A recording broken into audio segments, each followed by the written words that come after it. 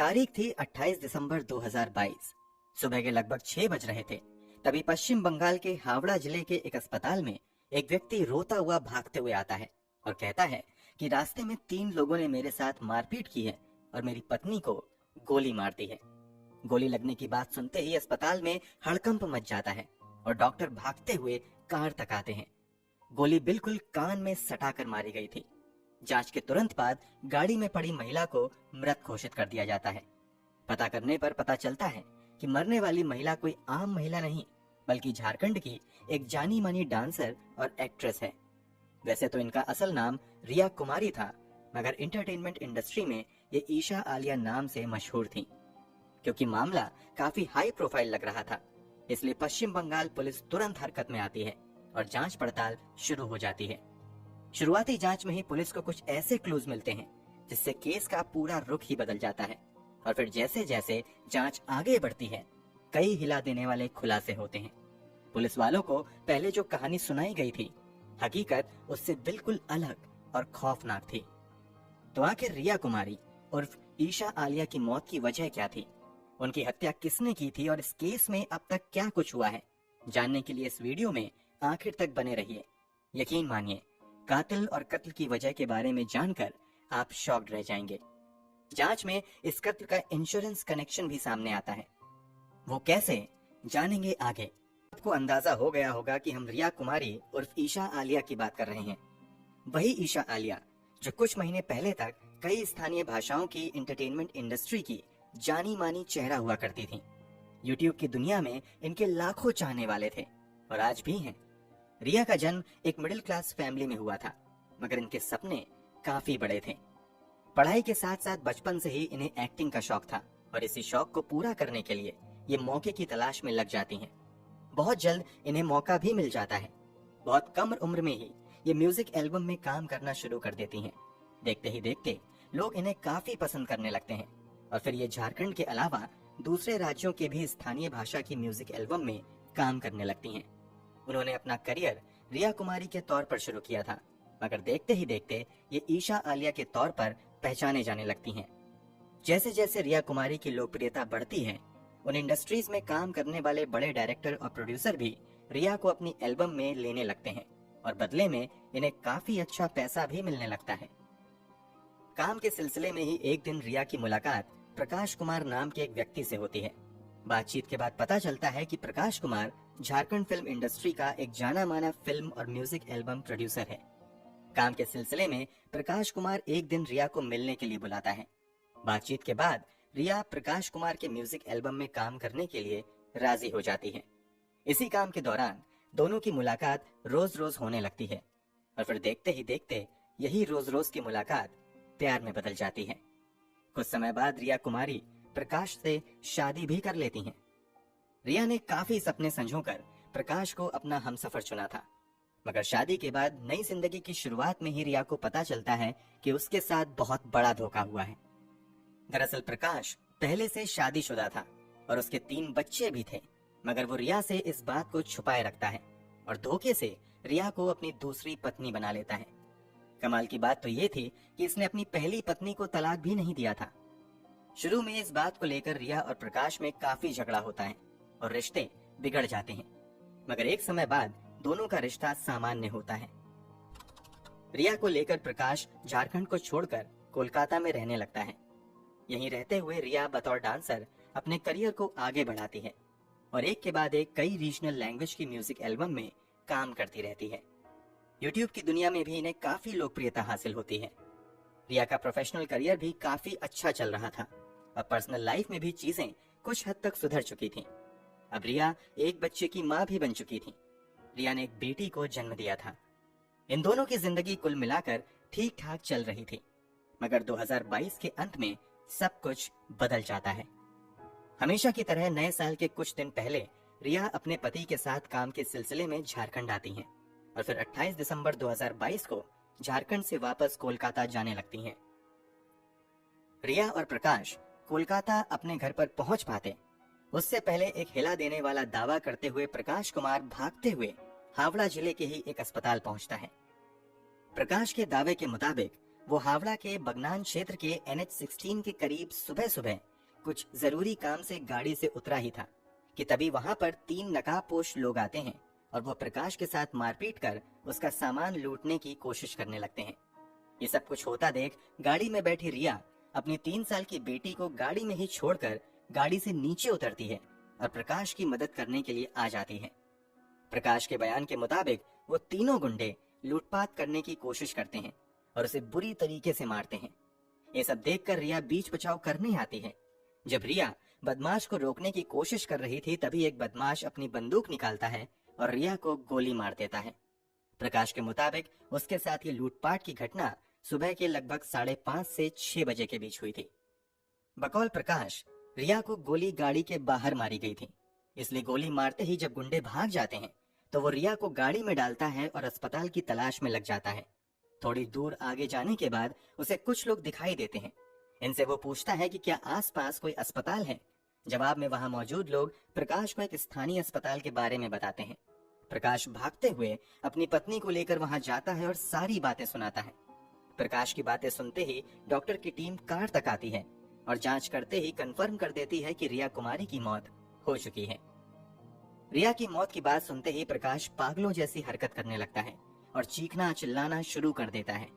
इतनी देर में अस्पताल प्रशासन की ओर से दी गई जानकारी के बाद कोलकाता पुलिस की एक टीम भी अस्पताल पहुंच जाती है और कागजी कार्यवाही पूरी करने के बाद रिया के शव को पोस्टमार्टम के लिए भेज दिया जाता है, जबकि प्रकाश को वहीं बैठने के लिए कहा जाता है। जिस गाड़ी से प्रकाश और रिया ट्रेवल कर रहे थे उस गाड़ी को भी पुलिस जब्त करके फॉरेंसिक जांच के लिए भेज देती है। पुलिस प्रकाश से घटना के बारे में पूछताछ शुरू करती है। शुरुआती दौर की ही पूछताछ में प्रकाश का बयान बदलने लगता है। पहले वो कहता है कि वो पेशाब करने के लिए गाड़ी से उतरा था। थोड़ी देर बाद वो कहता है कि बेटी रोने लगी थी इसलिए हमने गाड़ी रोकी थी। कुल मिलाकर बदलते बयान से पुलिस संतुष्ट नहीं हो पाती है और प्रकाश से पूछताछ का सिलसिला लंबा होता चला जाता है। पूछताछ में प्रकाश पुलिस वालों को बताता है कि जैसे ही वो गाड़ी से उतरा अचानक से 3 लोग आए और वो उससे मारपीट करने लगे।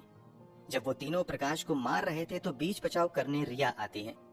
प्रकाश के मुताबिक रिया के आते ही उन तीनों में से एक व्यक्ति अपने पास से पिस्तौल निकालता है और रिया की कान में बिल्कुल सटाकर गोली चला देता है। पुलिस को प्रकाश के इस बयान पर भरोसा नहीं होता है क्योंकि प्रकाश के शरीर पर चोट के एक भी निशान नहीं थे। ऐसा कैसे हो सकता है कि एक तरफ दूसरे को गोली मार दी जाए जबकि उसी के साथ मौजूद दूसरे शख्स को खरोंच तक न आए। प्रकाश ने दावा किया था कि NH-16 के महेश रेखा ब्रिज के पास उसने अपनी कार रोकी थी। पुलिस इस पर भी सवाल करती है क्योंकि ये वैसी जगह थी जहां पार्किंग के लिए कोई जगह नहीं थी, तो आखिर यहाँ पर प्रकाश अपनी कार कैसे रोक सकता है। पुलिस के सामने प्रकाश बयान देता है कि 3 लोगों ने उन पर हमला किया। जब पुलिस इस दावे की पुष्टि के लिए उस इलाके में मौजूद सभी CCTV फुटेज को खंगालना शुरू कर देती है, पुलिस को एक भी ऐसा CCTV फुटेज नहीं मिलता है जिससे ये पता चले कि कोई प्रकाश की गाड़ी का पीछा कर रहा हो। मतलब कुछ भी संदिग्ध नहीं था। इतनी पूछताछ के बाद पुलिस के लिए शक के दायरे में प्रकाश कुमार खुद ही आ जाता है। हालांकि पुलिस आगे कोई कार्यवाही करने से पहले कार की फॉरेंसिक जांच तथा रिया की पोस्टमार्टम रिपोर्ट का इंतजार करने लगती है। जब रिया की पोस्टमार्टम रिपोर्ट आती है तो एक अलग ही खुलासा होता है। प्रकाश के मुताबिक 3 लोगों ने उन पर सुबह के लगभग 6:30 बजे के आसपास हमला किया था, मगर पोस्टमार्टम रिपोर्ट में दावा किया जाता है कि रिया को कम से कम रात के 1 से 2 बजे के बीच ही गोली मारी गई है। कार से जुड़ी रिपोर्ट भी पुलिस के सामने आती है तो पुलिस का प्रकाश पर शक यकीन में बदल जाता है। दरअसल फॉरेंसिक रिपोर्ट के मुताबिक जांच में कार के अंदर 9mm बुलेट का खोखा मिलता है। अब अगर प्रकाश के दावे के मुताबिक रिया को गोली गाड़ी के बाहर मारी गई थी तो आखिर ये खोखा गाड़ी के अंदर क्या कर रहा था। इधर पुलिस अपनी जांच कर ही रही थी कि रिया की मौत की खबर सुनकर रिया का भाई और मां रांची से कोलकाता आ जाते हैं और प्रकाश पर अपनी बेटी की हत्या का मामला दर्ज करवाते हैं। ये लोग एक और खुलासा करते हैं कि लगभग कुछ दिन पहले ही रिया और प्रकाश का काफी झगड़ा हुआ था। उसके बाद प्रकाश घर छोड़कर चला गया था। हालांकि वो अचानक से वापस घर आया और फिर रिया को कोलकाता लेकर चला आया। रिया की मां एक और खुलासा करती हैं कि इससे पहले भी प्रकाश ने रिया की जान लेने की कोशिश की थी, मगर वो तब बच गई थी। अब पुलिस वाले सख्ती से पूछताछ का सिलसिला शुरू करते हैं तो आखिरकार प्रकाश कुमार का सारा झूठ बेनकाब हो जाता है। पूछताछ में खुलासे के मुताबिक रिया से प्रकाश ने शादी जरूर कर ली थी, मगर ये शादी उसने सिर्फ रिया का पैसा हड़पने के लिए की थी। रिया को दिखाने के लिए वो अपनी पत्नी से अलग रहता था, जबकि वास्तव में वो अभी भी पहली पत्नी के कांटेक्ट में था। शादी के कुछ ही समय बाद प्रकाश रिया को अपने रास्ते से हटाने की साजिश में लग जाता है, मगर कई कोशिशों के बावजूद वो कामयाब नहीं होता है। अंत में प्रकाश अपने एक भाई संदीप कुमार के साथ मिलकर रिया के खिलाफ साजिश करता है और ये सभी मिलकर प्लानिंग करते हैं कि क्यों ना रिया की हत्या कर दी जाए और फिर इस हत्या को लूटपाट की कोशिश में की गई हत्या का रूप दे दिया जाए। इसी के बाद रिया से झगड़ा होने के बावजूद प्रकाश वापस रिया के पास आता है। कुछ दिनों तक खुशी खुशी उसके साथ रहता है और फिर अपनी साजिश को अंजाम तक पहुंचाने के लिए रिया को लेकर कोलकाता के लिए निकल जाता है। मगर रास्ते में ही जब रिया को नींद आ जाती है तो प्रकाश का भाई संदीप कुमार सोई हुई रिया के सर में बिल्कुल सटाकर गोली मार देता है। इसके बाद संदीप वहां से भाग जाता है, जबकि इस मर्डर को लूटपाट की कोशिश में की गई मर्डर का रूप देने के लिए प्रकाश रिया के शव को बड़ी सावधानी के साथ गाड़ी में रखकर आगे बढ़ता रहता है और फिर अस्पताल ले जाकर अपनी बनी बनाई कहानी सुनाता है। खुलासे के बाद तुरंत यानी हत्या के अगले ही दिन 29 दिसंबर 2022 को ही रिया के पति प्रकाश कुमार को गिरफ्तार कर लिया जाता है। प्रकाश ने अपने बयान में हत्या की साजिश में अपने भाई संदीप को भी शामिल बताया था, इसलिए पुलिस की कई टीम संदीप की तलाश में लग जाती हैं और फाइनली 31 दिसंबर 2022 को संदीप को भी गिरफ्तार कर लिया जाता है। अब पुलिस रिया के 2 कातिलों को गिरफ्तार कर चुकी थी। रिया के परिवार वालों ने आरोप लगाया था कि इस साजिश में प्रकाश की पहली पत्नी भी शामिल है।